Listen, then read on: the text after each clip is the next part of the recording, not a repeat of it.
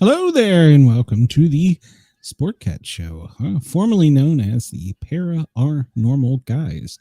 Welcome to everybody that listening in Australia. Thank you for allowing us to tickle your ears on Dare Talk Radio. We are live for the next 2 hours with a special guest. Well, first, let me bring my beautiful co-host out of here, Miss Harley. Hello, everybody. So we are live for the next 2 hours, and we'll hopefully have a good engaged chat because the authors tonight, Angel Just and send that to me so I can have it. Published a great book here. Harley's actually listened to the whole thing all the way through. I have not managed to make it all the way through because I've got too many books, but I'm trying. So come over and find us on the Sportcat shows. Jump in the chat. I'm horrible about introductions, so I'm just going to bring you two out and let you tell everybody about yourself, and welcome to our show. Thank you so much for having us. My name is Rocio Aquino. I'm from Mexico. And my name is Angel. I'm from Puerto Rico, and Rocio and I have been married for 25 years. Oh, congratulations. I've been married for like 800, I think. So it's tough. So we have been trying for a long time to get y'all on to the show. And I'm sorry, by the way, I mispronounced your name when we started. I'm sorry. That's my fault. I should have asked beforehand. But we've been trying to get you all on for a long time. And I had some family problems, as you know, and then I got sick, and Harley was about to beat me with a wet noodle if I didn't get you all back, because she says that your book is instrumental in helping her change her life. So. Well, I see myself a lot in Jennifer because I am 40 years old. I've been married for 20 years, and it's a very difficult situation, which Glenn knows a lot of what goes on. And after reading the book, I've been making lists and things to, like, keeping notebooks of things and steps that I want to do to change and how I'm going to go about changing things going on in my life. Like, for our I read that audience, book explain in who a day and Jennifer a half. Jennifer's a character in the book, and she, in her head, well, she feels like nothing she does is right. Nothing will ever be, she'll never be good enough for anybody. And her husband divorces her and leaves her for a younger woman, and then has children with this other woman. And a lot comes out while she's at the Orchid about how she feels about all that. And I really, really liked this book. Like, if there was really a place like the Orchid that I could go to, I would be going to it. Because I've got 4 children, and like my oldest is 21 and my youngest is 13, and it's just been like that book it really did a lot for me. Mm. So I was so mad when, like, I listened to it in a whole day and a half, and then Glenn's like, "Well, I'm sick, so we're not gonna have them, and I don't know where they're coming." And I'm like, "No, you need to get them back on the show. They need to know that this book really helped me, because like, I keep a log now of things to help me change my goals in life." Harley, thank you so much for insisting in us coming here tonight because believe me, you are not alone. This is the book that I wish I have in the moments that I needed most. So believe me, after searching for 30 years, different answers, when I found it and I begin to experience uh, a change in my life on direction, in that moment, I was feeling like we need to share this to the world, how we can do it in a way that we can inspire more people to see themselves and then see all the possibilities that we can do to really begin to live a life different. So thank you so much because I'm Jennifer too, and I'm Sophia, and I'm all the women who are there, and Angel is the same. He was in a very difficult position too, but what you see between him and I is he was able to let it go, and I was not able to let it go. It seems So like it's easier for men to let things go than it is for women, because we tend to hold on to things and then come back to it later, and then we think, "Okay, that was my fault. Why did I do that?" And then like with me, I tend to blame myself for a lot of things that happen, and then I'm like later on, I'm like thinking about it now, and I'm like, "No, that wasn't my fault. I had no control in that." And before I read this book, I probably wouldn't have done that. Now I sit and I think about everything, and I'm like, "No, that's not my fault. I need to let it go." mm, And I Oh have my my best gosh. friend listening to this book now too. And Wow. she doesn't listen to them like I do. Like right now I'm on another series and I'm on book 9 of that series, but she's listening to it, and it's from what she's read so far, it's helping her too. Wow. Look, I mean, first of all, Harley, Glenn, thank you so much for having us. We're so excited. Harley, when you were speaking, all I could think was when we wrote the book, we used to say we had no idea, right? You don't really know. You go at it and you're inspired. Something is driving you. Um, and but we used to say if it changes one life, that's it, one person, it would have all been worth it. So I'm just so excited to be here today to be able to say, Harley, we wrote it for you, right? Because ultimately, wow, to hear those words, it is the greatest reward that anyone can have after putting a piece of writing out into the world. And sure enough, we wrote it because we were changing the way we're looking at our lives, just like you are now, just like what you said. And it's like, wait a minute, you mean I can look at things differently? You mean these are ideas that I have in my head after the way I've grown up? And so, but if I start changing them, then maybe my life could be different. What a concept. And that's where it came from the desire to be able to share that with more people, so that more people can realize that it's not over, that at any point in your life you can pick it up from wherever you are, no matter what you've done.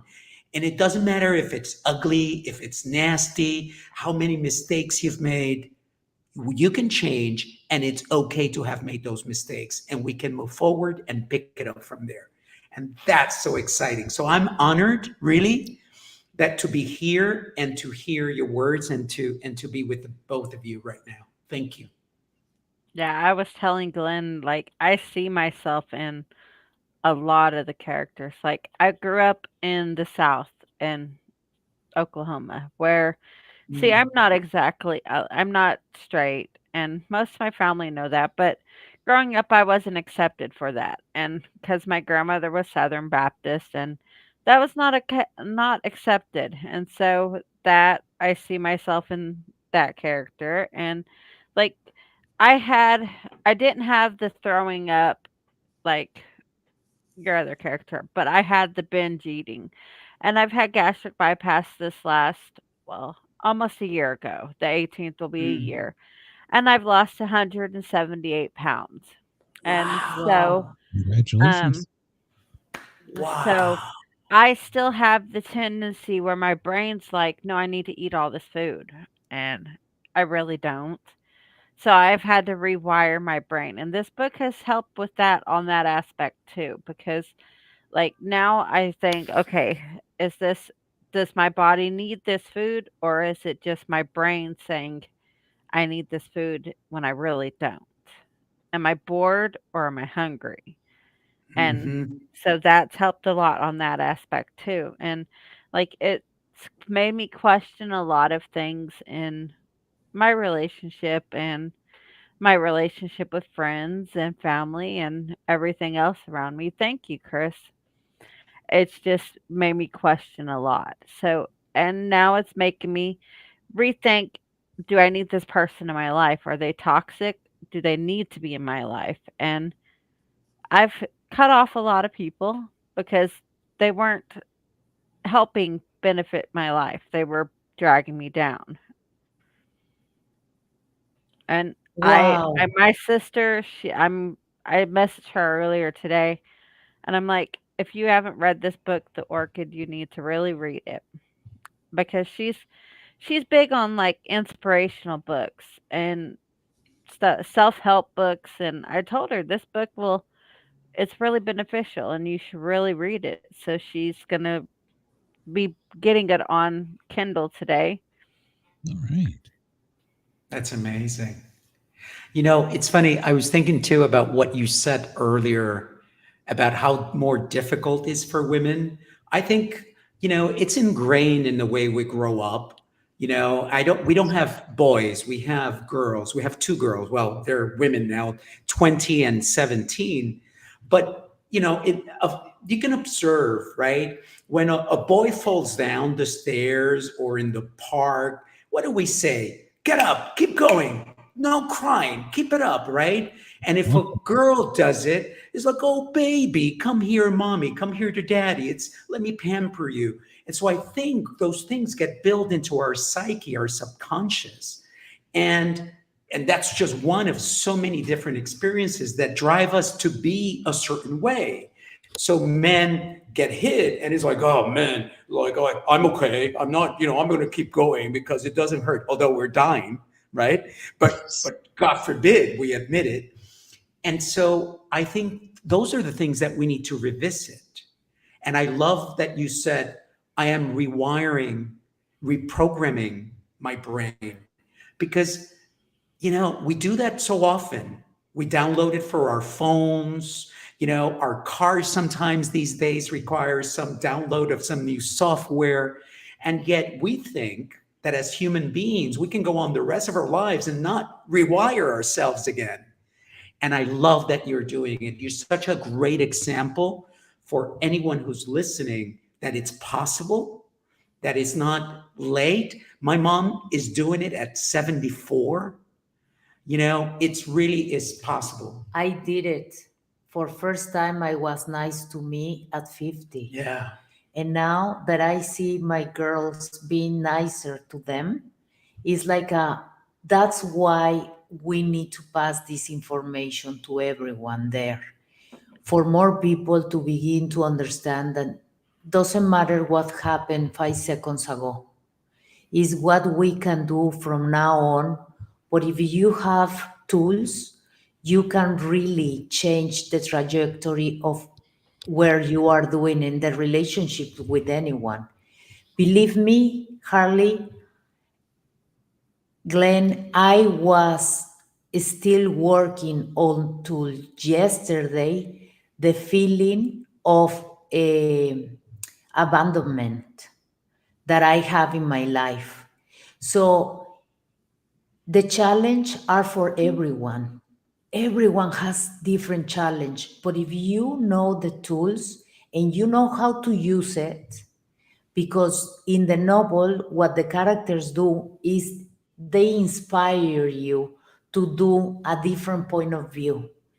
So if you begin to see another point of view, you say, I, you know what, I want to do that, and if she can do it, I can do it, and if it's not so difficult. So this is the most important part, to understand that everyone has challenge, men and women. And remember, to women they say these stories for them to keep small.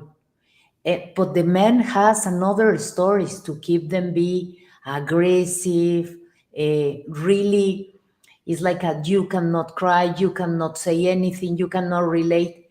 And all those stories, what they are doing is really pull us apart of who we are. And what we want to do with the book is create these bridges between ourselves and how to find ourselves. When you have a couple and you read the book together and you begin to say, let's begin to question, let's question everything. Let's begin to see what is the kind of relationship of experience that we want to have together. And then you begin to create that relationship that you want. Yeah. My gosh, there's so much to talk about. I'm just so excited first to hear what you're sharing because it's why we live now.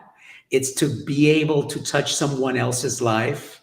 And the beauty of the book, the way we decided that we wanted to write it, follows a wise saying that we live by, which is life is 10% what happens and 90% how you react. And so the book is written, as you know, is 10% is the story of these women, which are difficult stories. And by the way, everything about them is symbolic of Rocio's and my life. So I'll give you an example. Um, Stephanie, sexually abused. Rocio was sexually abused as an adult. I was sexually abused as a child, right? So we wanted to talk about that because we don't speak about it often enough. It's really important, and it's things that we keep tied up inside of us that ultimately become illness because we don't let them out. Olivia, highly successful, right? This woman just got off the podium at the United Nations and she's giving a speech. And the only thing that she can see is all the mistakes that she and her team made. And Rocio and I have been throughout life really successful from a career point of view, but often like, oh no, that's not good enough. Oh, I need this. It's not enough. Society keeps right. telling you that is not enough. It's not enough. Or I'm not good enough. Yes, it's not enough. Then you have Jennifer, which we spoke about, right? She divorced 4 years ago. She is hitting rock bottom. She's not taking care of her kids well enough. She's failing at her job. Everything is crumbling apart, and she's unable to love herself. She even talks to herself really poorly, like you fat pig, you cow, all of these things, right? Then you have Nicole, who is gay and at 30 hasn't told her parents that she is. And in our case, it wasn't gender like you, but it was more the masks that all of us wear. We all wear masks because we want to belong. Oh no, I'm not going to tell them that, because if I tell them, they're not going to invite me to the party or to this or to that. And and then it was Sophia who's just angry. Sophia's like, don't mess with me. No one has done me any favors in my life. I am not going to yield to anybody's desire. I don't care. And, who hasn't been angry at having to fight for everything like we all have to? But the beauty is that these women go to this place and somebody teaches them how to love themselves again. And they teach them tools. And the beauty is that the tools are things you can do in the privacy of your own home, and that you can do, and you don't have to go to an expensive anything, right? And that was important to us, that you could read the book and say, oh, I just went to a retreat for 7 days with these amazing women and I feel a little bit different. And so I'm just so happy. I'm like super, super happy, Harley, of listening to you. That's amazing. Wow. Yeah, I absolutely loved the book. Oh my She's God. building. Um, a lot of times, some of the issues you talk about are like PTSD, which little background on me: firefighter, paramedic, taken out of the job by a animal attack, and then the city just put me on the side, said you're just a number now. So medically retired. And then once I realized it was over, when I say it, I'm talking about my career, that is when all that trauma come rushing forward. And it was an actual emotional, physical minute in a doctor's office. I'm surprised they didn't commit me. But doctors are now so quick to, here, take a pill, here, do this. They don't want to try and teach you the coping skills or the mechanisms, or to give you even hope, usually, of how much better you can be. So it's always a struggle dealing with any trauma, but with you got emotional trauma, I don't know. I don't want to say it's worse, but you wear it a different way, if that makes any sense. You keep that more to yourself, I guess. Does that make sense? Yes, 100%. You know, when my mom, at one point, she has 4 kids, and my father used to hit her and be cheating on her. And little by little, she lose herself in the relationship. Plus, my father continued to be a womanizer. So at one point, finally, she decides to stop being with him, and she moves to a household that we lost during the earthquake in Mexico in 1985. So from that moment, you have a woman who is depressed, lonely, with 4 teenagers who they are completely whack, and my mother didn't receive any help. No one knows how to treat somebody with a profound depression, and they don't have any tools around it. This happened 30 years ago. At the end, she died in 1992, and I was 20. For that moment, I have an option. So to leave or to really give up. So I try to give up. I really try. And at that point, for any reason, probably for the reason that we are talking today, I'm alive. So I finally found a way. It's not the way, it's one way to really release all the emotions that I was carrying inside of me. Because, for example, Angel, he was able to really let go the trauma, but I was not able. The trauma was stuck in my body. And until I begin to really put attention to the feelings when I cannot talk because I was choking for the emotion, I begin to understand that every thought create an emotion. And when you have an emotion inside of you, is your wound. And your wound, until you don't see it and remove it and heal it, is gonna stay there for the rest of your life. And that creates sickness. And you create from a place of lack. So I begin to heal myself in the moment, and I really put the oxygen mask, like when you are in an airplane. And was for first time that I love myself, but only has 3 years. that I understand how important is to invest in ourselves. But of course, society is not going to tell you because it's a good business keeping people sick. Yes. Or because really, I was looking for the answers all the time out of me. I was looking for a companion for tell me that I was loved, that I deserved love. And then I was looking because I at one point I was depressed too, and people doesn't know what to do with you. So is this society who continues to send you this message, and we are so nice, all the humans in the planet, we believe that message. And until you begin to discover that no one is going to come to save us, we need Yes. to save ourselves. And in the moment that we begin to understand how to save ourselves, in that moment, nothing is more important than our own psyche, healthy body, healthy everything. Because really, the pharmaceuticals, they only give you a pill. The doctors, the new program is I'm only gonna see you for 50 minutes.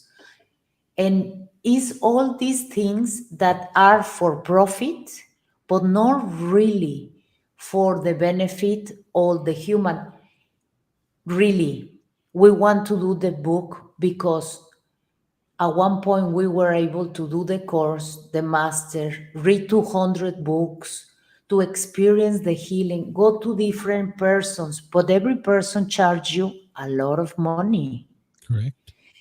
And it's how we can begin to see a different world if not everyone has the same language, the language of understanding, the language of I understand for what are you passing. Let's help each other. So Yeah. In the comments here, real quick, so I get caught up. Chris says, my psychologist has been hammering the 10-90% concept into my head for over 5 years now. I actually have homework on that topic for my next session next month. Oh, good. That's amazing. Simon. Yeah. You know, it's funny. I have come to believe, and I joke about this with my daughters now, that actually that formula is wrong. That life is 0% what happens to you, and it's only about how you react to it, right? Because we all have these stories. We all have I got fired from my job for no reason or a reason that doesn't merit it. That, my relationships suck. I was abused, this, that. We all have it. And I think that what ends up happening is that because we have been trained to think that we are so weak as humans that we're like, and it's just been ingrained. Our grandparents, our parents are like, oh, poor you. Oh, are you going to be okay? And all of these things. And I know now that we think about it, it's like, oh yeah, it's true. They say that, and we don't think what it does to us, but it just keeps. And we go to the doctor, and now they say, well, I'm going to help you to, live with your disease and your illness. And it's like, no, I don't want to live with it. I want to get rid of it. And it's almost like everybody wants you to continue, as Rocio mentioned, being this sack of illnesses and issues and problems. But the truth is, and going to Chris is, and his comment, I believe that we're so powerful when we tap into that. That thing that you, Harley, are tapping into, that is changing you from inside, that's the power that we're after. That is just amazing because we all have it. And we don't, because we don't see it, we don't see that light at the end of the tunnel, we don't think it exists. And I know we're going to talk a little bit about paranormal later, but really, I think there's a really fine line between paranormal and the energy and the power that resides within a human being. And when you tap into it, things happen. And you're like, oh, where did I get that burst of energy to do this or to do that or to figure it out? And I just think it's wonderful. And we're in this new era of humans remembering. It's not even reinventing, it's not reimagining, it's remembering the power that lies inside. And I'll end this particular section by saying, we're reading a lot about the power of the heart. And there's organizations that have been studying it for decades. There's an institute called the Heart Math Institute, in which they've been doing science studies on the heart. And I believe that one of the things that happens is that we have disconnected our brains from our hearts. And because of that, we've lost our power, because it is in the unification of those two things. In fact, they found that there's more neurons going from the heart to the brain than from the brain to the heart. And we've been either misled but at the very least, led to believe that the heart is really just a pump for blood, but it's so much more than that. And when you start connecting with it, right? Because when somebody says, oh, I need to find my strength. If you say, I want to find my strength to do this, and I need to make a decision, people don't say, well, have you decided in your head? No, what you end up saying is, what does your heart say? Mhm. And I think that's ancestral wisdom within us that we haven't forgotten, that the heart is really powerful. And when you tap into it, things begin to happen that sort of unveil the power that is within us. And it's so exciting, so exciting, because that's what we're tapping into.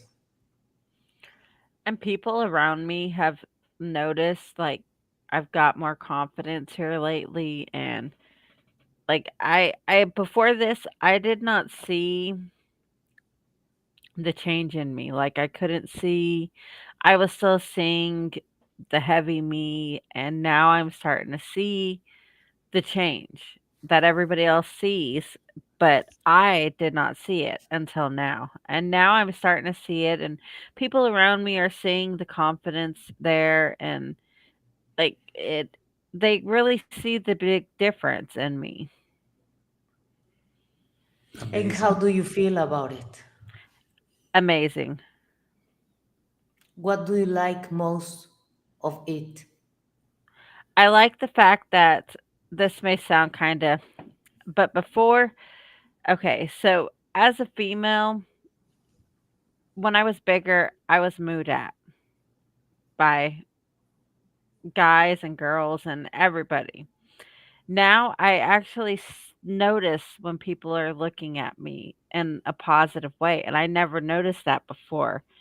And someone said, your confidence is why we're noticing you now. And I like that fact that people actually see me, not just Mm. see big me. They see me now. Mm. Well, I See told this? you a minute ago you were beaming. So, You really are. yes. See. Amazing. So, Okay, see Harvey, this that was is me. successful. This was me last year. Yes. Wow. Is another you. I've lost a whole Transformation. person, and I'm starting to see it now. And Wow. like my daughter, she told me, she said, like, Mom, you're smaller than me now. And to begin with, I didn't see this. And last time she came into my house, she was like, you're just fading away. I'm like, no, I'm not. And now I really see it. And I like the rewiring my brain to feel better about myself and not constantly put myself down and think negative about me. Now every day I wake up and I'm like, I got this. I'm not the old me. I'm better. I'm let's go for the day and go head on to whatever challenges are coming. I've got this. And I used to not be like that.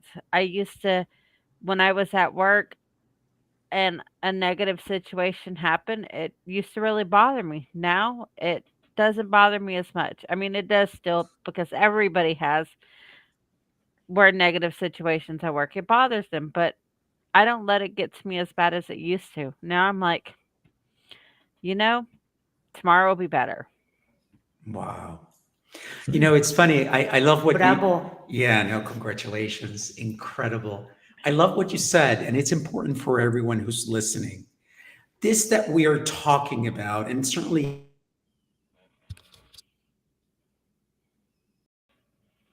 No, they broke up. you're down there and you can be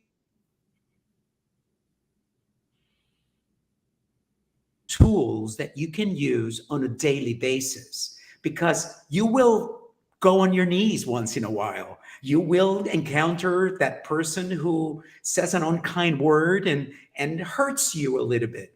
But all of a sudden, or you can get up. I get up once in a while, and right, and I tell Rocio, "Oh, something is off today.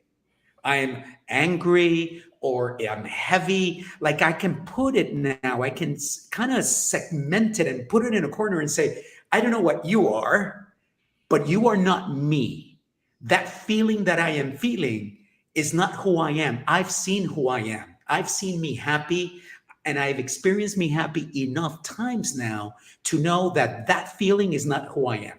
And so if you're able to do that and put it on sort of look at it, then that becomes something you can work with because you say, interesting. Why am I angry?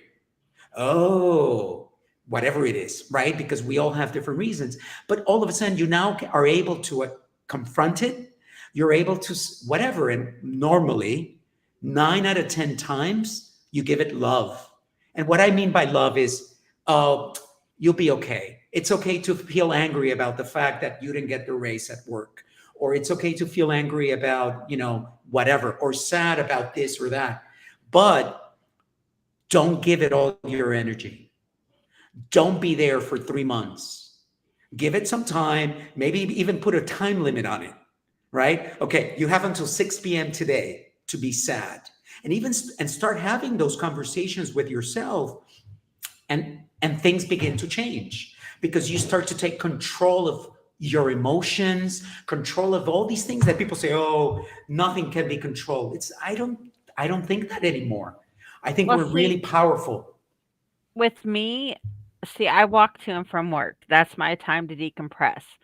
Hmm. My thing is, whatever happens at work, I leave it at work because I don't want to bring that negativity into my house and my children feel that negativity. And like I'll tell them, give me 5 minutes to unwind, and then we'll go from there. And I have a story for you. Okay, so last week this lady came through my job and she was very, very angry. Apparently, this is her words when she came back today. She she had just screamed at me to begin with, like completely screamed at me, cussed me out, called me a liar, and it was really horrible situation. I handled this very calmly and I was like, I am very sorry that you feel this way and I hope whatever is bothering you, you could let it go and have a very good day. Well, she came back through the drive-through today because I have two jobs. I'm an office manager at H&R Block and I'm due temporary work at Arby's.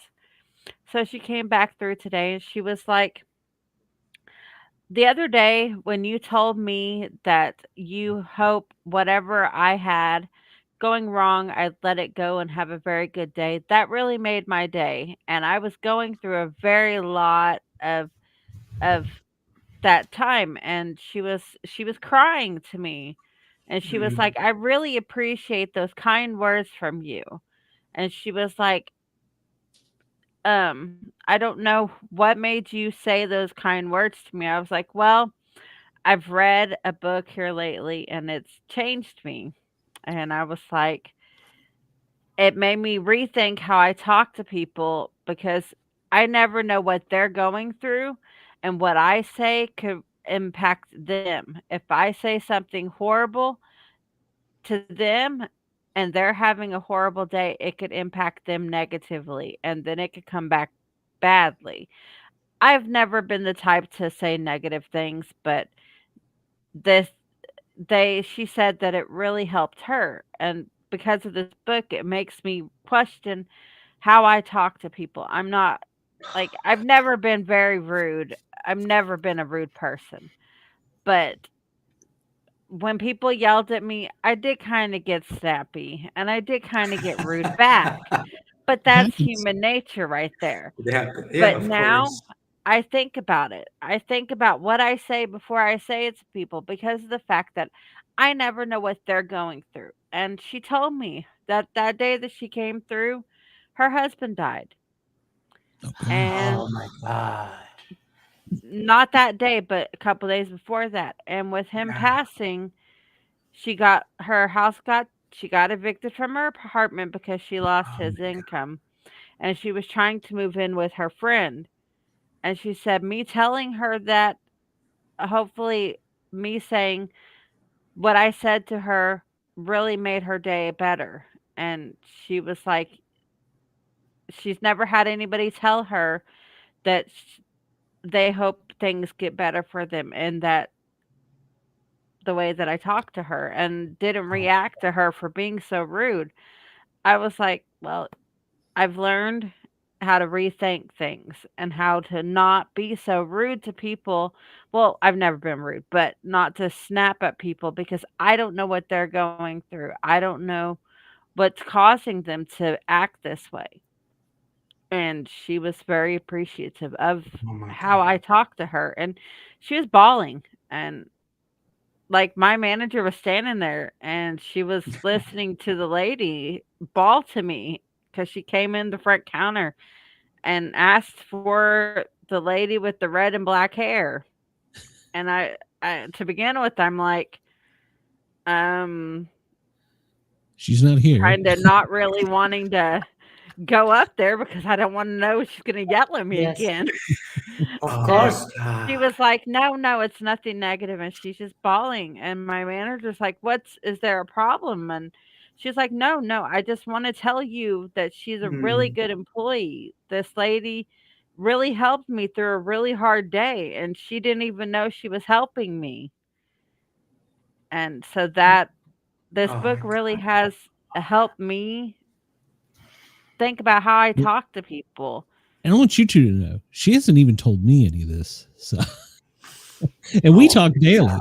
So, Well, no, the lady just came in today, and that was this morning she came in and did Oh this. my God. I hear all this and I don't know what I'm more excited about. The impact you had on the lady or the fact that a screaming lady did not impact you. That which means of the incredible healing that is taking place inside of you to be where you are and be able to look, what you remind me, and we use this as an example, the movie Matrix, because we say that the movie Matrix, right? It's all about when he puts his hands up and the bullets can touch him. Put it here.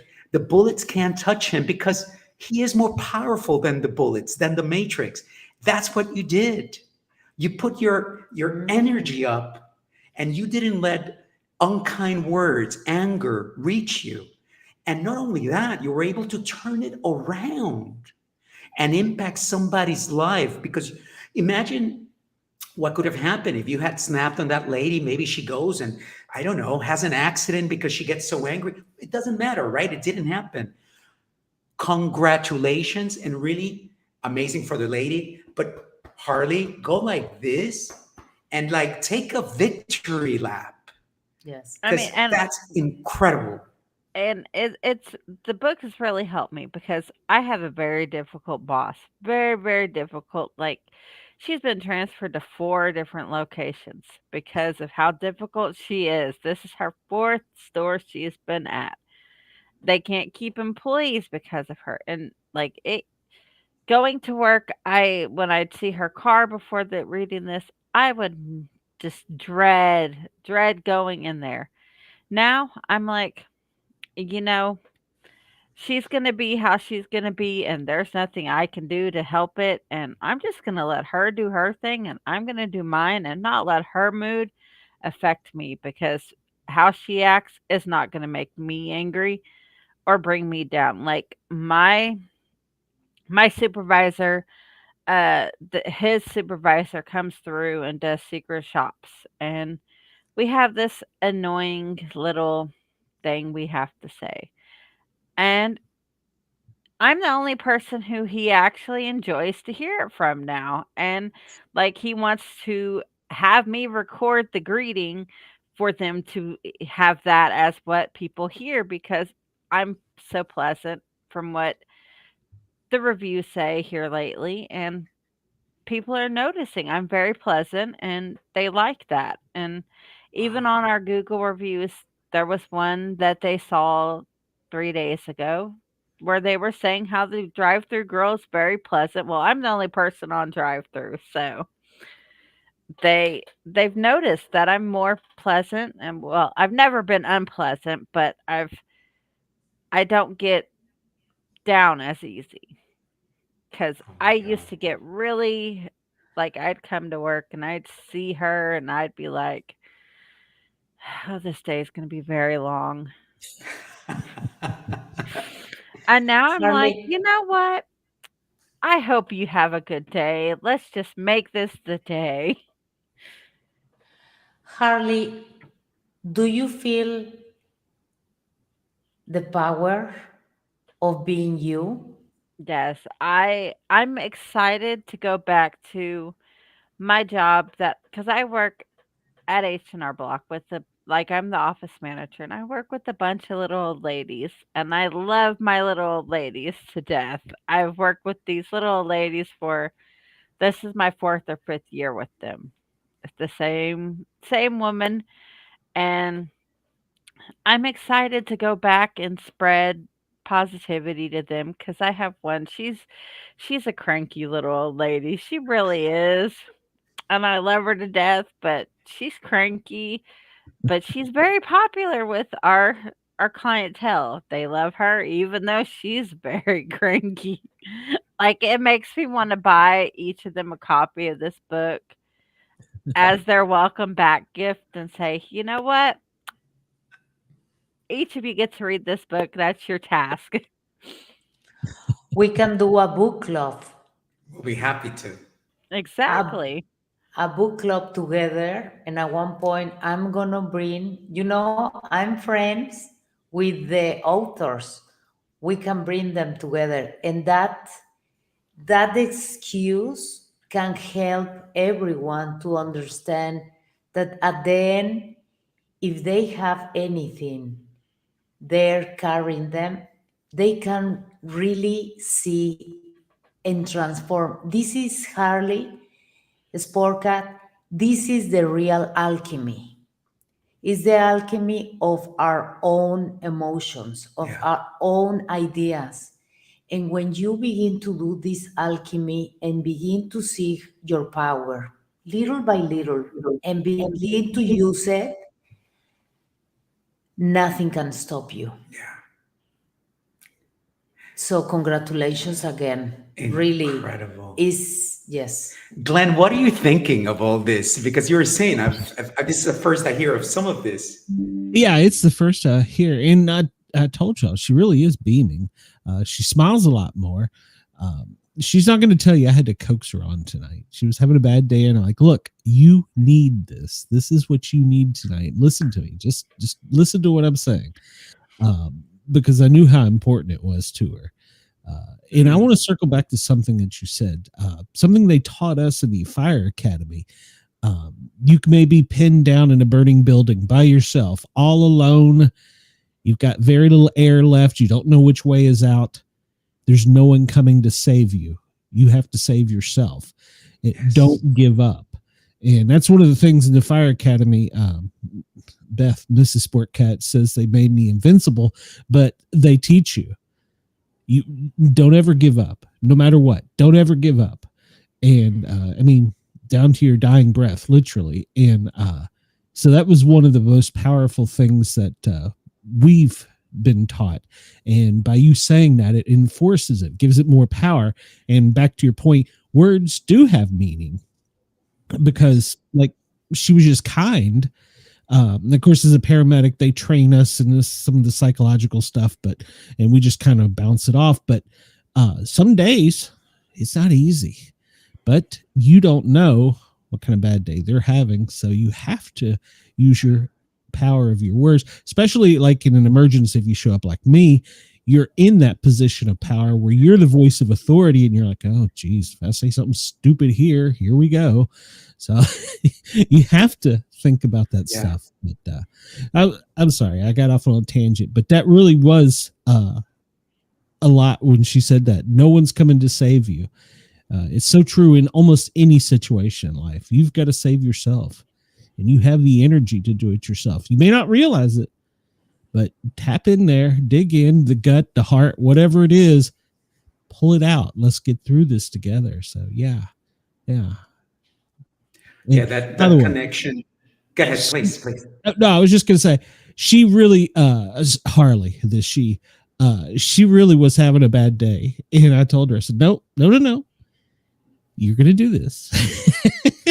So and now she's smiling. Look at her. So Yes, I had family issues before this show. And see, a little backstory. My husband is he's got mental health issues. He's a disabled veteran, and he has breast cancer.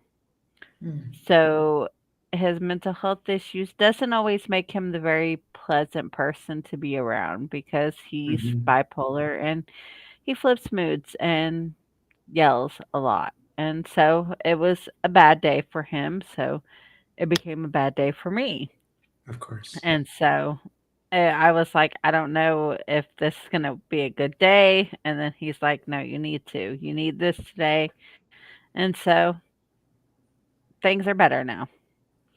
Thank you for sharing that. I mean, and see, I'm autistic. And so with me, I really have had to rewire my brain here lately, because normally I don't stop and think before I say, because that's one thing with autism. You don't have that filter to where, maybe I shouldn't say this. You just kind of let whatever's in your brain come right out, and you don't really think, well, maybe that's not the proper thing to say, because, and now I really think before I say whatever's on my brain. Now I'm like, okay, let's not say that. Let's reword it to where it's not that harsh. Because I can't be very harsh, because, well, I was raised down south with a lot of very brute men. I was the only girl. So, yeah, a lot of brute southern men who were rednecks, and that's how they talked. So now You just said it like it had to be said. And so now I rethink everything. Before I say it, I think about it. And then I I've done started doing this whole, okay, let's wait 5 seconds after whatever comes in my head before I say it. And then think about it before I say it. Is that really what needs to be said? Or can something else be said in place of that, that's not as harsh and more kinder than the harsh words? Because the harsh words isn't always what needs to be said. Wow. You're like super Harley. I was going to say, I mean, and I've got I've got 4 children. I have a daughter, she's 21, and she's in college. She's about to graduate from, I'm in Ohio. She's graduating from Tri-C, which is our community college, and going to Cleveland State. And she just got awarded, I didn't tell you this, she just got awarded a $2,000 grant for her grades on top of her financial aid for the school that she's going to at Cleveland State. She's going to be doing speech pathology and American Sign Language to work in the school system. Good. Wow. So Wow. I will be giving her this Congratulations. book because I think this book might help her because of that. But she's doing very good. Like that's my big pride and joy there because she works full time, has her own apartment, and I've done good with her. Okay, I've got 3 boys. I love them to death, but they're lazy. They're very lazy. How old are they? Yeah. My oldest son will be 19 next in December, and then I've got a 15. Well, he'll be 15 on the 30th, and then my youngest will be 14 on December 1st. And Hmm. they're all lazy, but they're autistic and like they're not as driven as my daughter is. And like I see with them, we were harder on her than we have been on them. And Hmm. it's not so much me as it is my husband because I've treated them all the same thing. I've set the same expectation for all of them. I've told them emotions, you have them, share them, don't hold them back, be who you are. And that's how I've raised all my kids. And they're not as driven as her. And so I'm trying to figure out how to change their way of thinking now because, well, I'm changing my way of thinking. They need to change their way of thinking. They need to Hmm. be more driven to accomplish what their sister is doing. Not necessarily what she's doing, but their own path in life, not I what love they're that. doing now, because what they're doing now is not necessarily going to work. Hmm. Well, as you know from the book, the last lesson that is taught at the Orchid is intention. And so I hear it in everything you just said that there is this intention. It was like, okay, I'm making change in my life. We're going to make some changes in our lives too. And so I think it's already there and it's fantastic that it's at the center. And that you're doing it from this place, right? Of a more loving, just existence for yourself. And it's inevitable that they're going to benefit from that more loving existence and experience that you're having with yourself. Let me jump in here for a minute and push a button to give our station time to do their radio, whatever it is they do. So let me push a button here real quick, and we will be back with hour 2. Watch your radio turn gold. The sound that shakes your soul. Buckle up for another wild ride. Bold takes, sharp commentary, no filters. It's Sportcat's Daily Gazette. Overnights, only on Radio X Gold. Radio X Gold, where memories unfold. And welcome back to hour 2. We've all but broke out the couch for Harley there. I loved it when she said, "How does that make you feel?" I was like, "Yep, okay, here comes the shrink." And she won't admit it, but if you're a comic book fan, you know who Harley Quinn is in Batman. That's who she likes to say she is a lot of times, but she's not really. That's her persona. It's her public persona. But she has been making changes, and like you were saying, rewiring, and that made your metaphor for, we update our software, we update our cars, whatever, but we don't update this. It's like the same stuff that was stuck in there since middle school or whatever. So I like that. That makes a lot of sense. Yeah. Let me tell you something that I discovered that for me was a game changer. Is I discovered that I have inside of me 2 personalities. So it's what they call the ego and the free mind. So my ego, my insecurities, my fears was controlling my life. And in the moment that I was able to begin to see that the ego, my insecurities, the fear, the sadness was controlling my life, and my other part, my free will, my loving, begins to see that part and send love, unconditional love, and understanding myself, understanding how we work, because we have is this is our bodies, right? The physical body, the mind, the emotional body, the inner child, and the connection with something, right? So when you are like this, you are not aligned. So little by little, you need to begin to have a conversation with one part of all of them.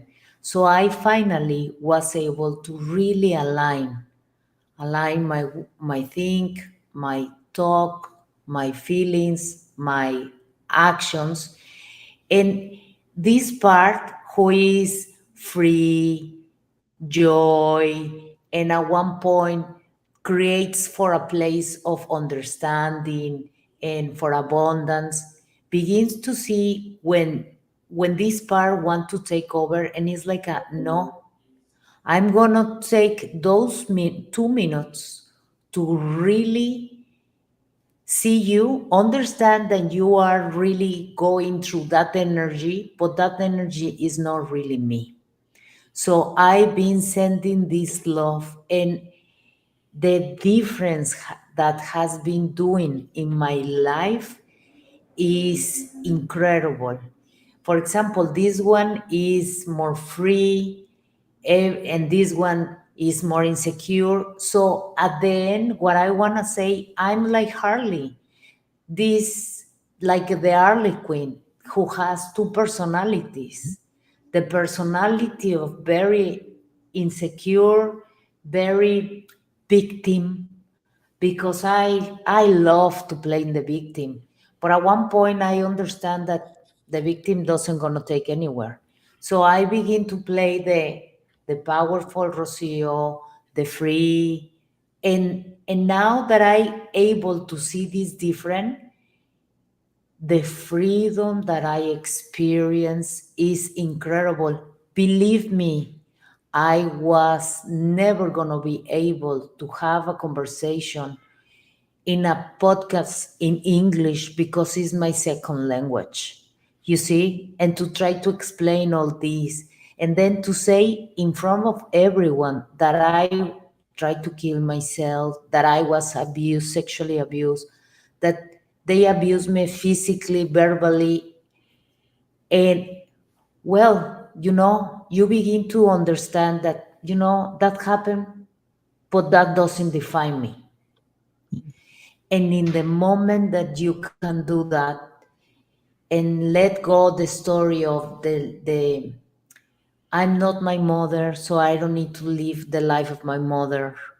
I'm Rocio, and I need to begin to understand how I want to experience for myself a harmony.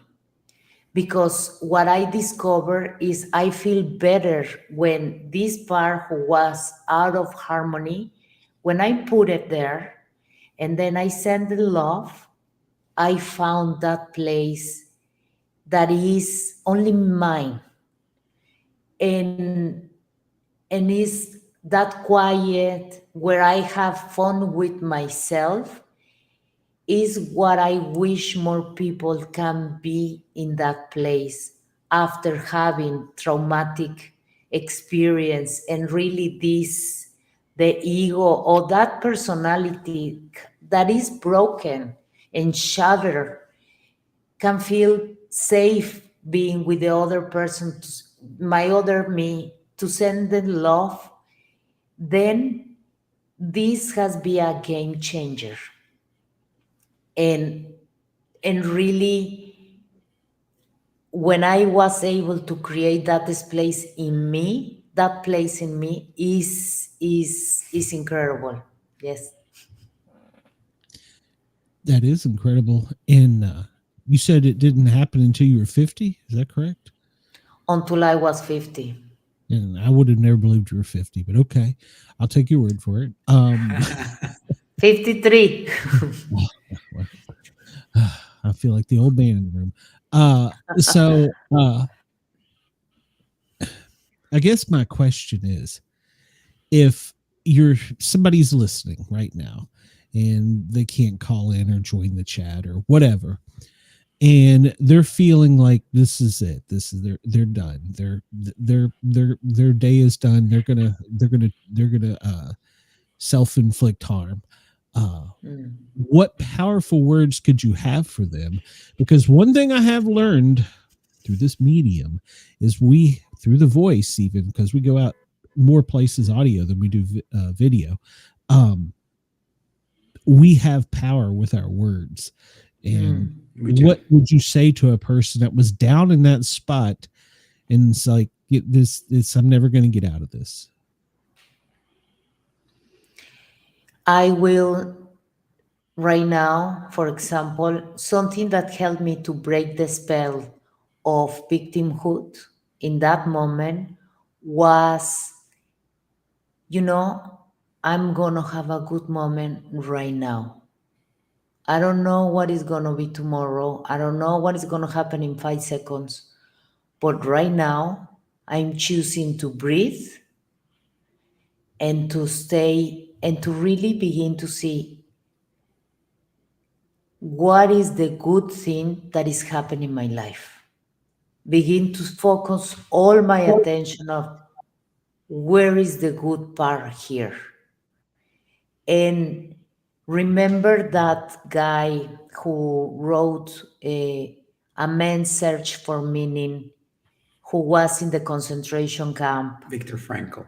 Viktor Frankl. And at one point, is like, what is the good part right now in this moment when everyone around me is dying?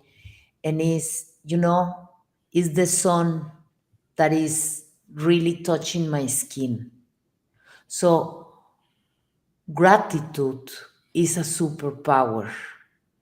So if you begin to focus on what is good right now, wherever you are, really, really can make a change, profound change in this moment. Very good. You get something you want to toss in there? You kind of got that look. So I would double down on gratitude. And gratitude is highly misunderstood.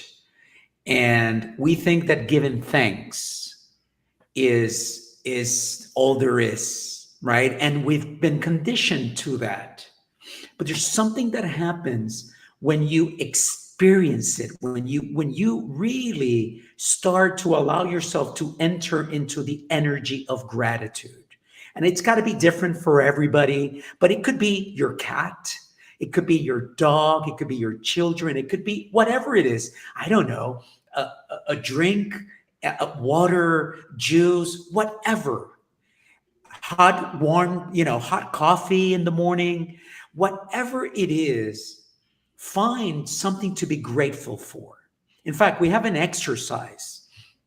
So if you're this person who's listening right now and you're like at the end of your rope and it's like, enough, I can't put up with this anymore, we invite you to do the following.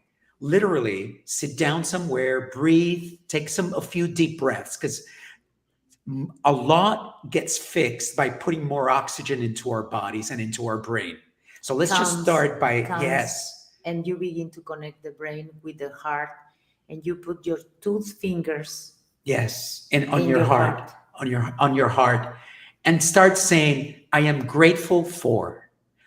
All of us have some things to be grateful for, whatever that is. I'm grateful for my fingernails. I'm grateful for this conversation. I'm grateful for the old lady who's a little bit naggy, but she brings me, I don't know, sugar, whatever it is that we're grateful for. And keep that up. Keep that up for a few minutes if you can. Longer, if you can go longer, do it. But I am grateful for this. I am grateful for that. I am grateful for that. And at some point, and it's different for everybody, it depends how challenging is the situation in front of you. But at some point, you hear like a Yes. shifting of energy, a shifting because gratefulness, it's so powerful that it starts expanding inside of you. And as it expands, it pushes that old feeling, that other feeling away and out. So focus on gratitude, but focus it like really almost scientifically. This is the pill, the magic pill that the doctor recommended. Imagine that gratitude is that. I'm going to take this pill and I'm going to practice it for the next 3 to 5 minutes. I am grateful for, and I promise you, you will start feeling a slight change that all of a sudden it makes you feel a little bit different. And if that's the case, then try doing it twice a day, 3 times a day, for a few minutes at a time, and experience that. And allow yourself the space to go a little bit longer each time. It can start with 30 seconds, it could go for a minute, maybe 3 minutes, 5 minutes, and maybe you'll find yourself at some point doing it for 7 to 10 or 15 minutes. It will change your life. And this is not something you have to pay anybody for. You don't have to do it. You can do it in the privacy of whatever space you find yourself in. All you have to do is close your eyes and imagine. And if you can say it out loud, great. But if not, imagine it in your head, the words, and it will make a difference. It does. It does. And I like the way you say it. It makes it swell up and push the others out. So push that other feeling out. Yeah. Good. I like that. Because you never know. I do a radio show, and somebody sent a message to the station and said, just listening to him be stupid for 2 hours, this guy, helped me get through the night. And I said, well, good. Tell him to listen to another 2 hours because I'll be just as stupid next time. So Yeah, you never know what people are going through in Yeah. life. Like, okay, so last month, last month on, was it the 12th or the 13th? The 12th. I had to think back. I went out of town for my birthday, and I was wearing this hoodie that on the back of it said, "Dear person behind me, you are worth it. You deserve to be here." And had like the semicolon on it, and it said, "Make every day worth it." And it had a whole big thing on it. And the lady behind me, and I didn't realize, well, I knew I put the hoodie on that morning, but my brain was elsewhere, and it was my plane was delayed, and Glenn already knows I was having a bad day at the airport because my plane was big time delayed. And well, everyone knows how frantic the airport is. And the lady behind me Yeah. taps me on my shoulder and she's like, "Thank you." And I didn't put two and two together. She was like, "I needed that." And like later on when I got to my Airbnb, I took my hoodie off and I'm like, "Oh, that's what she was saying thank you for." And so it's one of those, you never know what the person behind you, in front of you, around you are going through, and positive words and sweatshirts or whatever does make a lot in today, because with everything going on in society nowadays, there's so much negativity, and Yeah. positive word can go a long way to a person. Yeah. Also, a negative word can too. Negative Yeah. word can go a very long, bad way for all we know.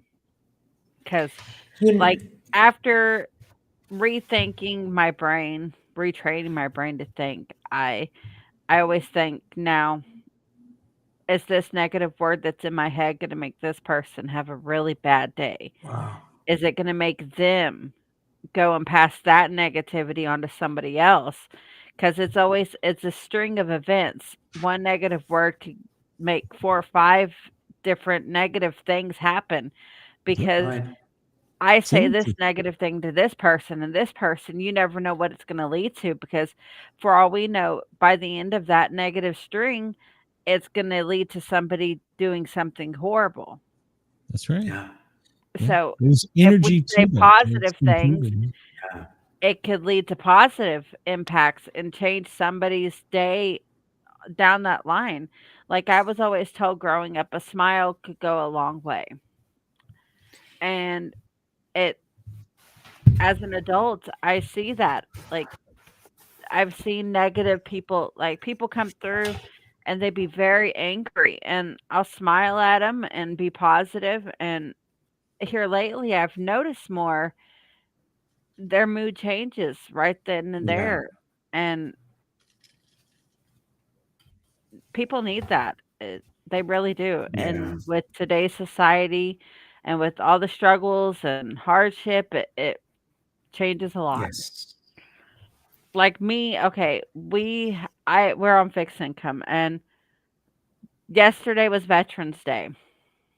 And so this little guy who was a veteran, he had his hat on. I paid for his breakfast, well, his lunch that day because, well, it's Hmm. Veterans Day. My husband's a veteran. Why not do something positive for someone else? Oh, And beautiful. the little old man just came in to get his free sandwich, but I bought him lunch for the day. That was all he had that day to eat was what I bought him and his free sandwich. He said he didn't know where he was going to get his dinner from because his benefits got cut off because of the government shutdown. He hadn't received his money this month, so he didn't know where Mm. he was going to get his dinner from. And me buying his lunch for him, that made him, it really, he was emotional about it because he didn't know where he Of was going to get his course. dinner. He was going around to all the places that give veterans free things to try to get food for a couple days. Yeah. And most veterans yesterday, that's what they were doing because of the fact that they Yeah. don't know where they're, like, how long the shutdowns ended, and for Right. not, it's ended, but it hasn't ended. They still haven't got their benefits for this month. And some of the veterans, that's how they feed themselves is through the SNAP benefits and Mhm. their disability checks and Social Security. And veterans don't get very much benefits. I know from experience.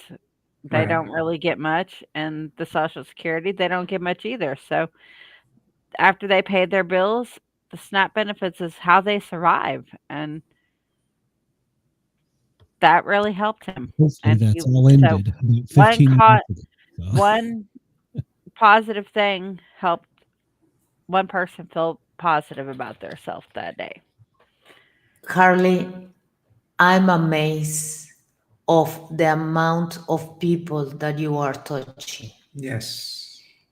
When you tell me, Glenn, about a psychic experience, right now I'm seeing Harley, how all her interactions has been from a positive way, and how that is really having a psychic action real for different people and different moments. You see, she's affecting her family, first herself, her family, the co-workers, the boss, people who they don't know, and they feel moved, so moved that they want to come back to say thank you. yes. Thank you because you did my day. So when people ask me, do you have psychic experience? I can tell you yes. But I see what Harley is doing like a miracles. Is what I I agree. call is what I call, oh my God, that's a miracle. How one person is touching so many lives because she understands her power. Wow. And is intentional about it. Yeah, it's pretty special. In fact, when we went to commercials and we went on mute, we said to each other, today's miracle, meeting you guys. Why? Because now we look for them. We look for the magic that's taking place in our lives. Every day. Every day something happens, whether it's conversations like this one, or I kid you not, we say, oh my gosh, what do you think about? And all of a sudden the phone will ring, because it's almost like once you're connected in that energy, right? You really start to impact things around you, which is not unlike the whole gratitude exercise that we spoke about a few minutes ago. It's just, it starts to change. And that's, I believe, in many ways, is when we start breaking out of our physical realm that we're so used to, and we enter into an energetic realm that we've called paranormal or psychic or until now, because we're really so into our physical world that we don't see that beyond us, but it's all around us. And certainly is it's beautiful to watch, and it's possible for everybody. It's just not something just that Harley is experiencing. We all can experience that.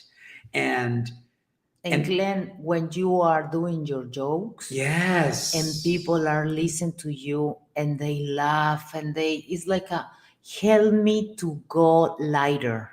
yeah, All that is so beneficial really for everyone, that really I'm a comedian in the closet.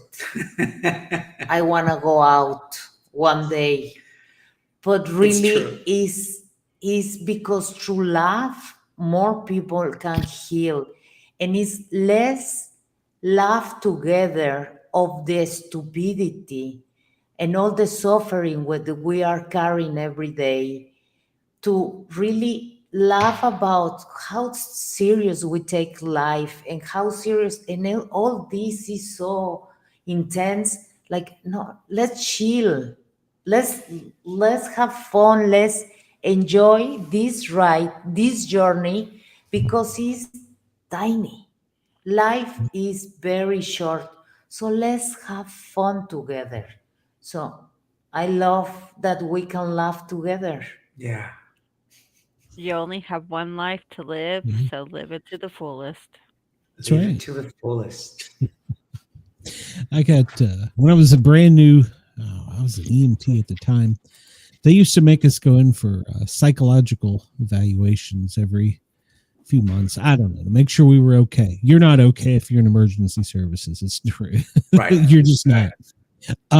And so I was having a day, and I was like, I'm being pulled into this damn office. We got to tell this guy what we feel.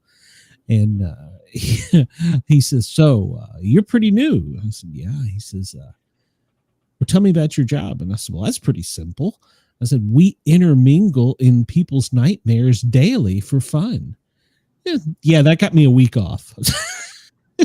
So I could go talk to the guy and sit on the couch. I was like, what the hell is Send this that? guy home Yeah. immediately. There's something wrong with this guy. So yeah, I got called back in for reinforcement counseling to make sure I was okay. But I was like, look, you go in and you see these things, you can't unsee them. I mean, there's no way to unsee some of the things you're seeing, and you can't let them carry you. And I took later in my career, I took it's called a critical incident stress management class, where you learn to deal with the incident and tuck it away nice and neatly. And I think you earlier said something about putting it in a box. We always referred to each call, every time you go out to help somebody, that energy or whatever, it's pair of socks. Put that pair of socks in your drawer and don't worry about it. Well, the problem is one day you're going to have too many socks to put in that drawer. Yeah. And they're going to go everywhere.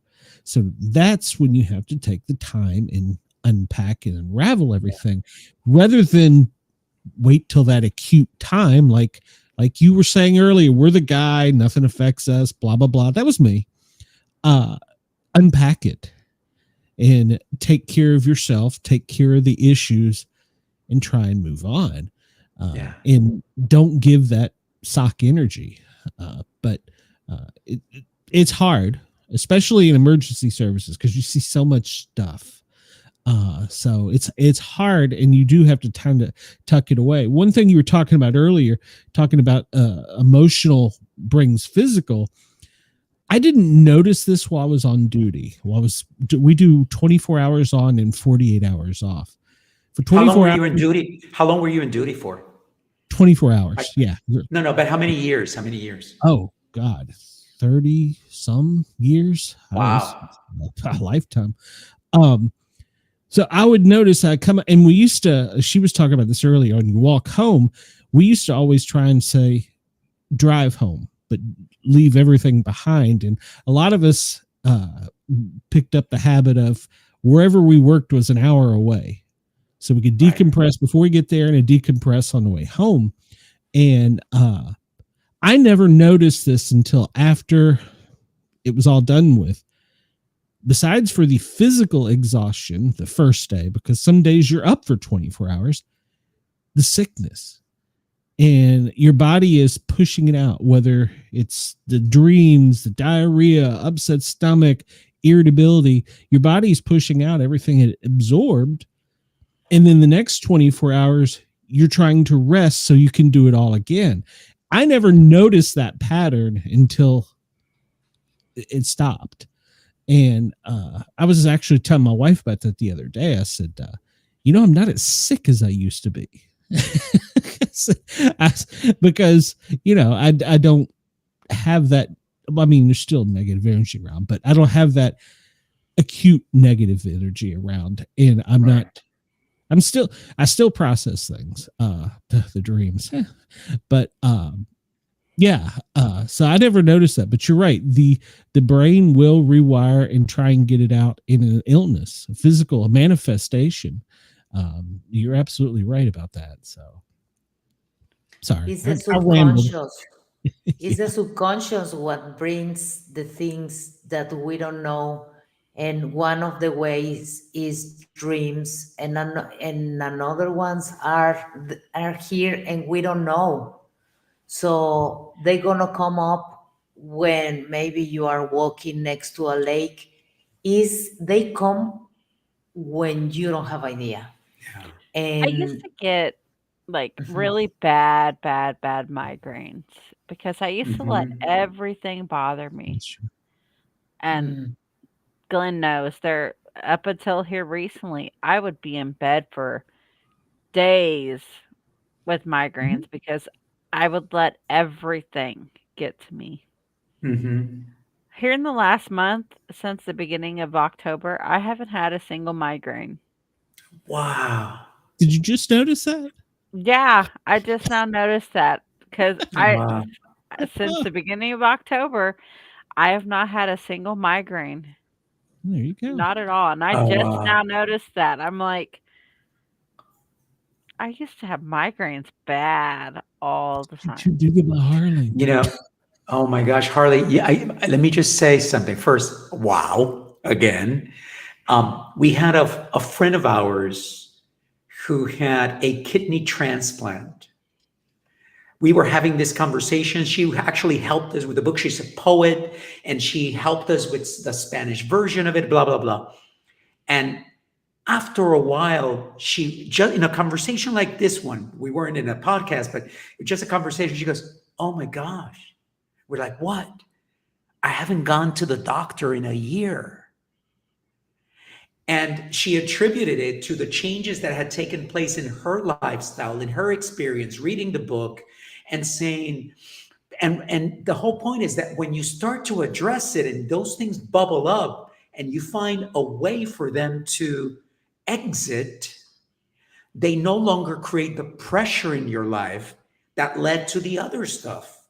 Yeah. In fact, we have a friend slash doctor who is a chiropractor, and he's a shaman, and he cleanses people of energy and so on. And he tells us, he says, "I ride horses multiple times a week, hard, because the horse cleanses my body of the energy that I absorb during these treatments that I give people." And so the problem is that if we don't realize it, we'll turn to alcohol, we'll turn to food, we'll think of other people as punching bags, and shopping. And it's not our fault. We're just trying to get rid of this energy. And sometimes we do it in the most unhealthy, unhelpful, and damaging ways. But if we so little become conscious of it, then again, awareness is key. It's like, I need to get rid of this energy. Frankly, it's almost like make it into a request to God, to the universe, to whatever you believe in, and say, help me get rid of this in a healthy way. Yes. I need to let this go. These are the words, and that's why they are so important, because you are making a decreto. Like yes, a credo, I can't think of this word in Spanish. Decoration. Like an statement. Yeah, like a declaration. Thank you. Declaration. Thank you, Harley. True. You're making a declaration that it's very real to you. I need help getting rid of this. And there's something that happens inside of you when you say, this is who I am and this is me. It's almost like a command that you're putting out there around you, right? Many people, it's like, oh yeah, the moment I said this ain't happening anymore, it kind of stopped. Mm-hmm. That's how powerful we are with a word. The same is true when we decide to let something go. So letting something go and saying that I am going to let it go is as important as the process itself. It's where the door opens up. And sometimes we may not even know how to, but the world around us, the universe around us gives us the answers and the way forward. And all we have to do is kind of be aware. Oh, interesting. I asked Take for the help. invitation. Take the invitation. Ask for the help and it shall be delivered. I absolutely love you guys' website for the Orchid book, how it has your little backstory on it. And I love the backstory right there itself. Guys, you should go read their backstory on the orchidbook.com. It is amazing. It goes into details about them as who they are, and they're wonderful humans, just them and their self. I mean, it takes wonderful humans to produce a book like this. You're very kind. Thank you. Thank you so Thank you for your much. kind words. Thank you so much. Do you know that at one point he has the glass full and I have the glass empty, and I was the woman and he was Mary? Yeah. So when we wrote the book, it just for me it came very easy to be the role of Mary, which is the wisdom, we can do this. They put it down, and Rocio was all the women, all the pain, and it was interesting because men are told so often, hold it in, swallow it, don't cry. So we lose touch with our emotions. And the truth is, I believe we're as emotional as women. It's just over time Sometimes, we've been if not trained not more to be. emotional than us. Absolutely. Oh, yeah, I Yes. agree wholeheartedly. Yeah. And so, yeah. Thank you. Thank you for your kind words. There were They're days very I would moving. come home from being on duty after having a bad shift, might run a bad kid call or something. And my wife, she was a nurse in the OR. I would come in and unplug the kids' alarm clocks because I was like, they're not leaving the house today. Yes. And my wife's like, is there something wrong? I'm like, no. She goes, okay, kids' alarm clocks are unplugged and you're sitting out here watching TV with a thing of Jack. It's 10 in the morning. I'm like, well, it was a bad night.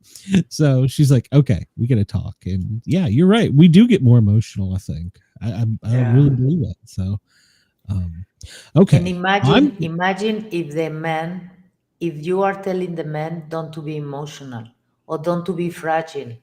So really that creates this expectation that is not real. Mhm.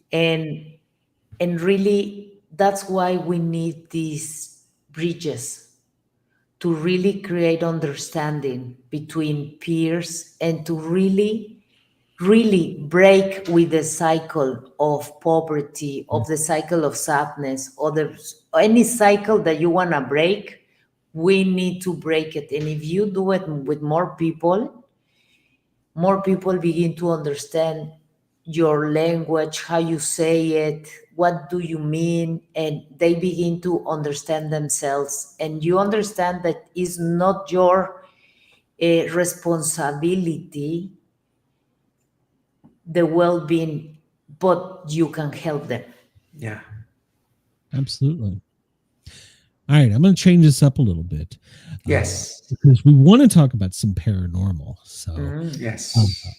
first off, do you believe in the paranormal?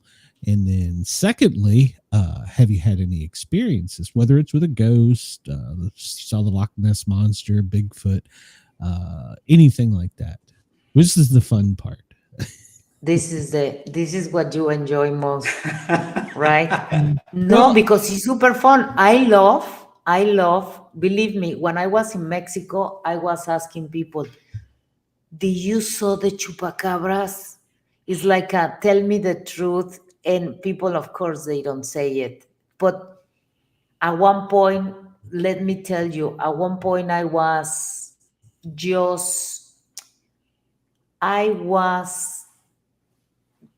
tell them how we met. So, look, I mean, obviously, paranormal has a range, right? And unfortunately, well, not unfortunately, I'm okay not having it, but I've never had an encounter with, a ghost, for example. And they've been sending us message. But throughout our lives, even before we became as aware as we are now. So go back to we've been together 25 years, but before, right? There was this lady in Spain that a friend of mine, his family would visit, and they called him the witch. And she was the witch because she could read tarot, and she grew up and at 16, she took a tarot deck and started writing on it. And this was the cards that she would read cards with for the rest of her life. And I met with her in Spain way before I met Rocio. And she goes, that woman you're with, that's not her. The woman you're going to be with changes colors of hairs many times. I'm like, oh, okay. So whatever, right? Fast forward a year. And then we start dating. Or no, we kiss. We kissed for the first time. For the first time. The first thing that happened is her mom showed up to her. My mom passed away many years ago. Like a decade before. No, 20 years before. I don't know, many years. Yeah. Many years. So at one point, my mom, after the kiss, she used to communicate with me, okay? But at one point, I'm in a pyramid in Mexico, and after the first kiss, the next day, and I sit down like a meditate, and I feel like a blow of wind, and it's the image of my mother saying, "Is him? You found him." And it's like, what? Are you sure? Are you sure it's this one? Because I don't want to kiss more frogs. And it's like, is this one? I don't want And to kiss it's- more frogs. Oof. And that was for my part, and for And you. then about 6 months later, my friend comes to Mexico, and I say, hey, how's the witch? Because she was like a friend of the family by now. He goes, oh, I forgot to tell you. She tells me you found her. So all of a sudden, that was kind of our first real, like really solid, right? Proof of something beyond that we just. That was sending a message like, okay, now you found him. Okay, you believe. And all these little crumbs that has been the paranormal drops on us to make us really believe that something out there is beyond my understanding. I'll give you another. So that's one, and that's kind of on the lighter side. Let's go a step heavier than that. So we went on a holiday here on the west coast of California. Our daughters were, I don't know where, traveling. And we said, why don't we just go up the coast and stay in an Airbnb or something? So on our way back, there was an accident. A car hit a deer and two cars stopped, right next to each other. They didn't hit anything. I think they might have hit the deer, but everybody was fine. And my car stopped right in the middle. And I looked at the rear view mirror, and immediately I see a truck or big lights coming towards us. So I step on the gas and I get out of it. The truck hits the other two cars, and one passed in front of us. Oh, the other car and passed the in other front of one us. in the back. and it's like an accident that we didn't have any scratch. Right? Nothing. So eventually, by the way, Glenn, I mean, you'll find this interesting. An ambulance was what hit the car that was next to us. They Wow. couldn't stop on time, whatever. And when I get off, one of the paramedics tells me, just go. There's nothing you can do. We got it all under control. Just leave. We're okay. But the other people were hurt. So fast forward a few weeks, and we have a friend who communicates with people who have transcended to other lives, right? Who have passed away. And we know her. So I go to a session With her. myself. So I'm there, and she says, "Who is Tomás?" And it's like, I don't have idea who's Tomás. Tomás is the grandfather of Angel. Yeah. And he's saying that he protects you for the accident. And for me was, what? So this is another example. Oh, I went to see another person who helps you with angels and things like that. Mhm. So I'm there, and she say, okay, I'm gonna work with you and the angels and everything. And I was, okay, perfect. And she said, by the way, your mom is here. And it's like, really? Yes. And she's saying that your new car is fantastic. And I was, what? Yes, my new car is fantastic. So all these things has been happening, With your mom, you've had a lot of contacts with your mom Yes. throughout your life after she Yes. passed. Yes, a lot. Like she was an energy who was protecting me for a long time until I found myself until the 50s, and then I think she Okay, moves. so now let's Move. fast forward. We have a lot, right? So one day, Rocio and I are having a meeting like this because we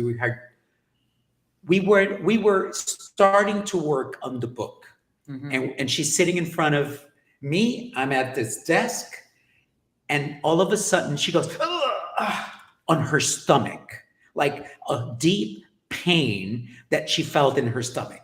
Literally 30 seconds later, the phone rings, and she answers the phone and says, Where are you? And it's, mommy, I just crashed the car. And it's like, I know, where are you? So it was this deep connection with our daughter, and she was fine, but the way it happened, and what we were discussing this because we were saying, okay, he's going to ask us, so which ones are we going to talk about? What was interesting is that we've been at each other's, like almost each other's witness when it happened. So I was there and I was able to see her, and then she was at another one with me. This one now gets to the point of, wow, okay? I'm not going to go into details just in case he's listening. I love him, he loves me, but it's fine, but no details. So we're in this campground, and I met this gentleman, and we're having a fire, and there's a group of people, everybody's having a good time. And this gentleman starts crying, and he says, my daughter passed away some months ago in a car accident. And I was, I'm so sorry, and so on. And it was just a beautiful encounter in which one man opened up to another man. And that was just beautiful. Fast forward maybe a year, and I went on a 4x4 event. I live in Los Angeles, and I went to Arizona. I went to Arizona, and I go to an event. And the event takes place 3 days there. I'm driving back my Jeep, and all of a sudden I see two groups of people kneeling down, or two men kneeling down with a Jeep, and they're doing something. And I thought, well, maybe something is wrong. Maybe I need to stop and help. We were on unpaved roads, and it ends up being this man. And I'm like, oh, and the moment, again, talk about awareness, the moment that you become aware, you stop saying, oh, look, what a coincidence. And you start saying, why is this happening? Why am I in this situation now? And all of a sudden, your eyes open and your subconscious opens to, okay, what's going on? I want to know, or I know. And I tell him, I don't know why I'm finding you, but there's no reason why I should be finding you in the middle of nowhere. Um, but that's it. So I go and because I'm heading back to Los Angeles. I'm filling up the tank. He stops next to me, and he goes. He comes right after I said goodbye to him. He comes maybe 10 minutes later. He's like, "Hey, would you have dinner with me and my wife?" And I'm like, yes, of course. That was kind of like the next awareness. So I said, but before I need to go to my hotel room and pick up my stuff because I'm driving home after that. He goes, yeah, absolutely. I'll see you at that restaurant. And I go to my hotel room and I'm packing stuff and I'm saying, why am I meeting this man here? This is unusual. These circumstances, it could have fractions of a second in which, I could have driven faster, slower, left later, whatever, right? And something tells me, this is where it starts to get like really profound and deep and even magical. Something tells me, tell them I'm okay. And I'm like, what? And my hair stand up still.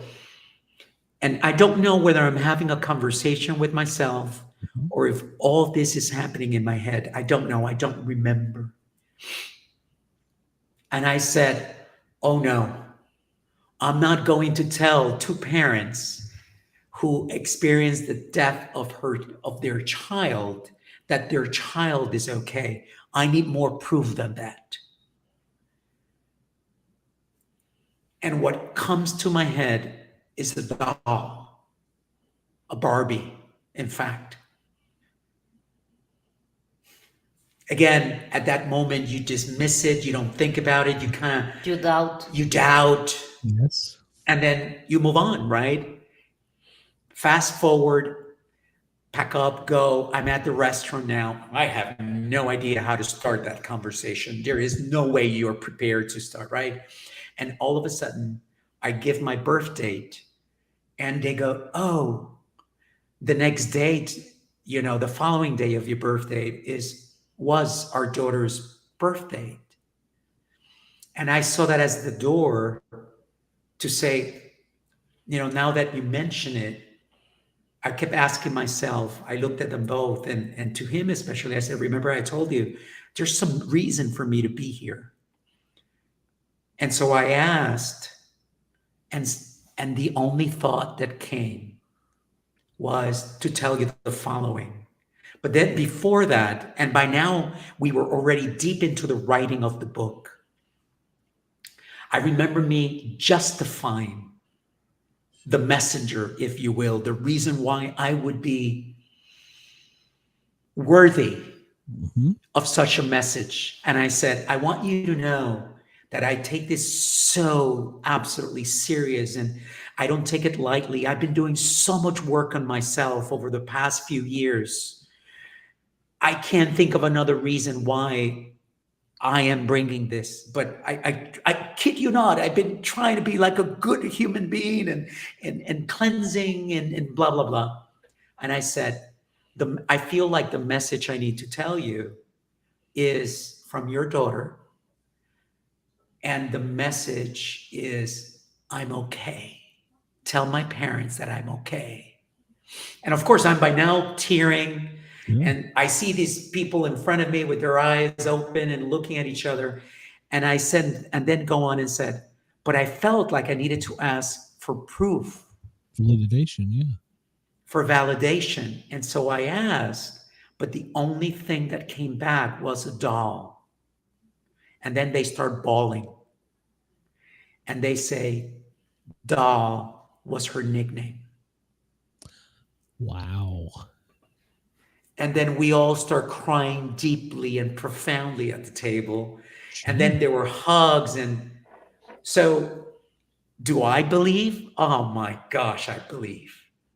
I know it to be true just because we can't see it. I see energy now when I go into a room, and I know when I need to leave that room, and I know when it's okay to stay. I mean, there's so much more. And even Tesla, the Nikola Tesla said, if you want to know the secrets of the universe, think in terms of energy, frequency, and vibration. And when Wow. you do, right, this is like a scientist. It's quantum. Yeah. Yeah. And when you do, you start to see so much more than we have been allowed to see or we have allowed ourselves to see. So, yes, we believe deeply, profoundly. That's great. I had an interview I recorded before you all tonight. Dr. Yafi, and she's an energy healer, a psychiatrist. She's just got a biography this long. And we were actually talking about that. Everything is energy, frequency, and vibration. And I told her, one of the guys, I'm into Bigfoot. You might have seen one of the 50 around here on the walls. And we go out, we go looking for him. And you're not going to find him. He's going to find you. But one of the guys that I really believe has gotten the it factor on him wrote a book talking about quantum Bigfoot and how Bigfoot's around us. We don't know it because we're not at that vibrational level. And when he wants to, whatever it is, come down or bring it up to whatever he is or she is, then only then are we allowed to have that interaction. Encounter. And, it's people on the show listen to the show and they're like rolling their eyes going, yeah, whatever. But it is science. It is science. It's quantum mechanics. Yes. You can't dispute it. And if once you start believing that, yes, absolutely. And it's not just a ghost. It's not just Bigfoot. There's stuff around us. We don't even know what it is. Yes. We know, we only know what we don't know, if that makes sense. We're, like the comet coming at us. They're like, oh, it's doing all these weird things and da-da-da. It's because we didn't know what an interstellar comet was going to do. Why are we putting it in a box, I 100%. okay. Yeah.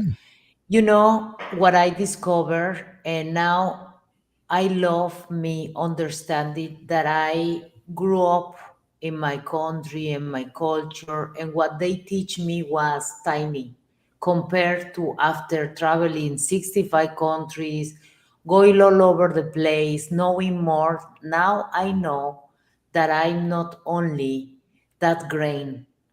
It's like I understand the universe, but I know more, and I understand that I know less. So another thing that is important to understand there is, at one point I understand that sadness and heaviness looks like more an entity that is sucking your energy. And in the moment that you understand and you begin to see them, they leave you. And it's nothing that is not love is going to come close to me. This is my temple, and you need to go out. Because believe me, they were on top of me. And after my cleaning all of them, or most of them, no, all of them, is now I can recognize when an entity is sucking the energy of somebody. And that's why it's so important for people to understand how important is our temple, and to really kick out anything that you don't want. Absolutely. There's so much that we don't understand. There's so many, and the beauty is, and you mentioned it, Glenn, that quantum physics now, it's really opening the door. And I think what we're going to find out is, I don't know whether it's a few years down the line or 100 years down the line, that really esotericism and physics and science are one. They're just two different views from a different perspective of the very same thing. And we called it esotericism when we couldn't explain it because we didn't have words or research or the tools to explain it. And now we can. And so it's really, we're so profound as entities. And, you know, we don't know what 80% of our brain is used for. Well, what do you think it's used for? It's for all of those amazing things that we do that we can't see, we can't tell, we can't really put our hands on right now. But everyone has experienced a ghost in their lives, right? I'm sure everybody's like, oh yeah, there was this time when the rocking chair was moving and I didn't want to. We've all been there, but it's so difficult sometimes to put our hands on it and explain it. That's right. Well, before we let you get out of here, because we're almost up to the hard break, I want to make sure you tell everybody where they can find you, where they can get in touch with you, because that's really important, I'm finding out. And of course, obviously, how to order the book and all that stuff. Amazing. Thank you. Well, first of all, thank you for the opportunity. It has been our delight to be here with the two of you. We are honored and privileged. The To book, witness Harley yes. really has been the best present ever. Thank you so much for telling us your story, because I always want to know what is the experience of the people with the book. Yes, Thank you you. didn't quite see us maybe, but we had tears of joy here, rejoicing in hearing the story and talking about it. So thank you. The book is called The Orchid, The Secret Code of Modern Goddesses. And I will say that, and then I will say to the men listening, please don't make the mistake of just dismissing it so quickly. The book really deals with 5 lessons: awareness, gratitude, forgiveness, acceptance, and intention. And as you've heard for the last 2 hours, it's for everybody to experience. You can find us at theorchidbook.com, our website, and from there you can go to all sorts of different areas to purchase the book, our podcast, and so on. But really, just by going through the title, The Orchid, The Secret Code of Modern Goddesses, on all major platforms, where there is Amazon, Audible, the book is an audiobook as well, and it is fantastic audiobook. It just won an award. Yes, that's how I listened to it, was through the audiobook. Oh, and she is so wonderful, Robin. Oh my goodness. Yes. So again, The Orchid, The Secret Code of Modern Goddesses, on Amazon or any other major platform. It's in English and Spanish, on ebook, print, and audio. All right. I got to get you all in touch with Harley so you can get her a hard copy. So Yes, please. Please. Please, because she needs to see something super important, and is in the page 132, and is the spectrum of inner growth. So when you begin to see it, you begin to understand where are you and how you can move from different channels and frequencies. So that's when you begin to understand that, nothing can stop us. We are y'all should have her on unstoppable. your show. Y'all should have her on your show. So since Oh, we Yes. would love that. since We you've would love really that. In fact, really have made a big difference in her.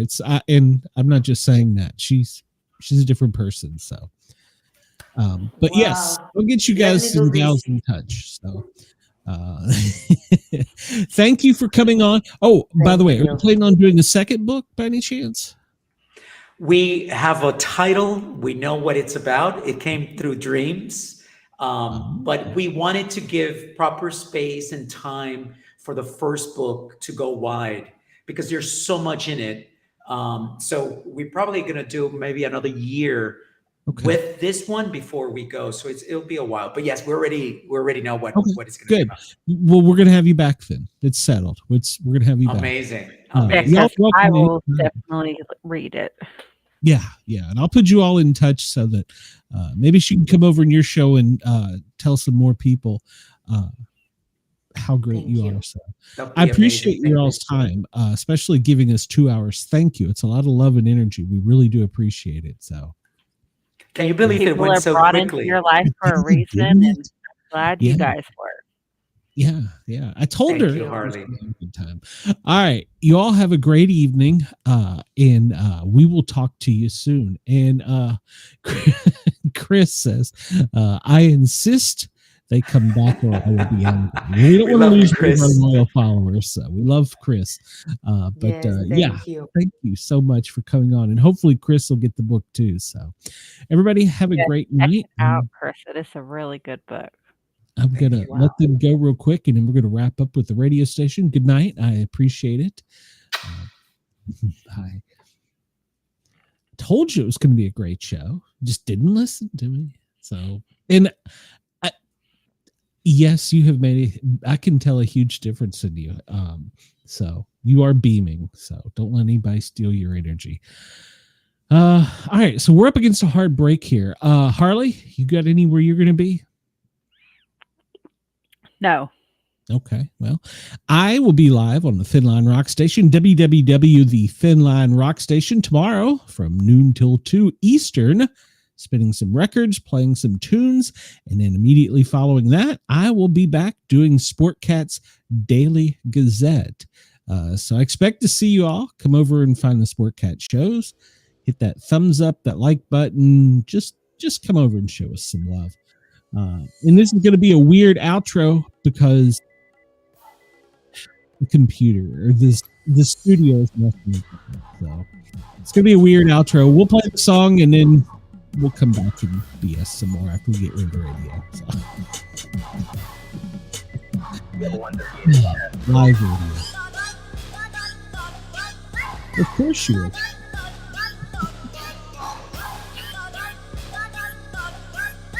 Oh, I do have a show this weekend.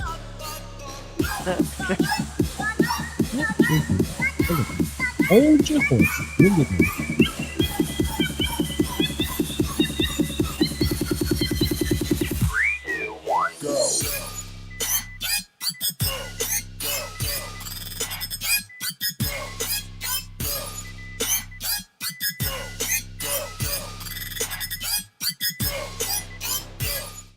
Right, we are clear, the radio audience, but we're still live on YouTube. Harley, have you noticed the studios acting up this week? For which studio? Any of them. It's like right now it's telling me to go live, but we're already live. So I have to actually refresh this and come back in to end the show. It's the weirdest thing. It's done this for 2 days now. I don't know what the It may deal is. be the platform you stream on. It's aliens. So, but hold on. I'm going to hit a button. We'll be back in 1 second, maybe. I don't. And we're back. It's the weirdest damn thing. Now I have a in stream button. So there we go. All right. Well, we're going to end this. I will be back tomorrow, 2 till 4 o'clock with more smart assery. So everybody have a great night. Chris, we will Catch me see you- Saturday for Yes. part 1 of 1957 music bracket. Yeah, go find Harley. We've made it and, to almost the 60s. you get to the 80s, let me know. So, all right. Everybody have a great night. We'll see you soon.